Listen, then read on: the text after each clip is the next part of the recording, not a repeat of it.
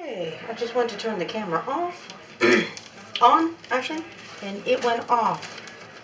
So I don't know if I was still recording something funky or not. I baked cookies last night, and this is the bag that after the cookies cooled, I put a couple strawberry cookies in. And I greased this and I have it ready, but I didn't finish my casserole dish. My casserole, well, it's a dish. Putting some of the meat in a bag. It's already been drained. Okay, how much do I want? I can chop this a little. Anyway, I'm back and there's less of me. I don't know what's going on with my head. I have had people check me for lice. It's just, you know, and it could be tied into something where some lovely, lovely person was, you know, trying to slowly poison me, apparently. Exposing me to various metals and stuff. In the food and on the utensils I was using, and, you know, pop cans and such. Oddly enough, since that person has been out of my life now, I am recovering. I did see some things like around the house that was put here, you know, lead in the silverware drawer, things like that. But, and there was a couple times I felt like I just kind of was exposed to something, and where I had, you know, had that happen for so long, you know, I've got a lot built up in my system, so it'd be easy to kind of whack me out. Okay, that's plenty for that casserole dish. And this is the only size bag I have right now. So for the ground chuck, I'll just kind of wiggle it and jiggle it and smash it till it's out, till it's flat. All of the air that I can out of the bag. And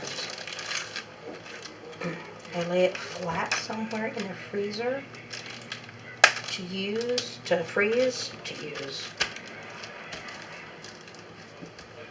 I will freeze it flat. Then it will stand up. You know, you can stick it where you want it, lay it down, stand it up, but it fits nicely. And when you freeze it out flat like this, you see that is super simple to thaw. I mean, and you can break it really and put it into your pan, and you can break it in the middle this way, and you don't have to mess up your bag. Your meat is cooked when you put it in, so, you know, it's not an issue there. And usually I write seasoned ground chuck, and I wash my bags, and I put the same thing back in it, because, you know, it's on sale every couple weeks. I get it when it's on sale, and we freeze it ahead like this. You know, if you want to make Sloppy Joe, toss some in the pan and get your other stuff out.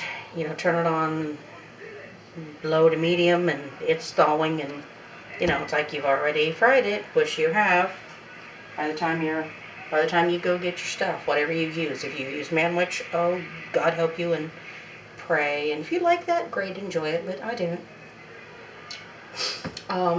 You know, whatever you want for it. If you want to dump it in chili, dump it in veggie soup, dump it in a casserole, dump it in some hamburger helper. You know, it's like instead of all of the browning the meat and waiting part, you dump this in. And it doesn't matter actually if you do this frozen. When you add your, like, to use this for hamburger helper, it doesn't matter at all that it's frozen. You put it in your big skillet that you're using, and you put, go ahead and put your liquids in like it says, and the packet of seasoning or a cheese packet, or, you know, whatever kind you got, whatever packet that's in there that says go in now when your meat is done. You know, put that all in together, and by the time it comes to a boil, this is thawed, and it's, you know, it's hot with it, obviously. And you dump your noodles or pasta or dehydrated potatoes, or, you know, whatever it is. But anyway, I mean, this cuts down a lot of time and a lot of mess. And, you know, when you get it when it's on sale and you freeze it like this, it's ready to go, and you've saved yourself a couple bucks. And it's super handy. I use them in the snack sizes then like this. And, you know, one will make a hamburger pizza, if you like hamburger all over it, which with a homemade, I do. Yum. Oh. Just the crust, especially a Chef Boyardee mix. The crust, the sauce, maybe sprinkled Parmesan, take it or leave it. Some hamburger, some mozzarella cheese. That to me is a heavenly homemade pizza. Don't need anything else. If you want something else, go for it. But then I use a whole one if it's just a hamburger pizza, like hamburger's the topping. If I'm making a deluxe and want some hamburger on there, I use half of the little snack bag. If I'm making one of the north sides, like the teriyaki rice or the steak fajita, and that's dinner for me, and it can be for somebody else too. There's a lot there, but I use one of the snack size bags to just add a little. But I'm going to have that for the meal, and sometimes with that right there, I toss in some frozen peas or some frozen corn, and the whole dinner is in the pot with the north side, and it's just super lovely. Anyway, I'm going to put some saran wrap on this and freeze it. I'm going to make the casserole for this tomorrow. And, we're ready to go on that. I'm going to stick this in the freezer, get it frozen. Put this in a container, the leftovers from dinner. This was lovely, by the way. I still do not like the chunks of cooked tomato and things, though. Neither did my son. And my grandson just wasn't overly wild about that part. My son picked his tomatoes out and ate around them. It tasted good, but next time, and I love those seasoned De Fratelli tomatoes. I think next time, making this recipe, I will run it through the blender. I'll use my Ninja on it. I'm going to go Ninja. Or, my little baby blender down there. My Zapper.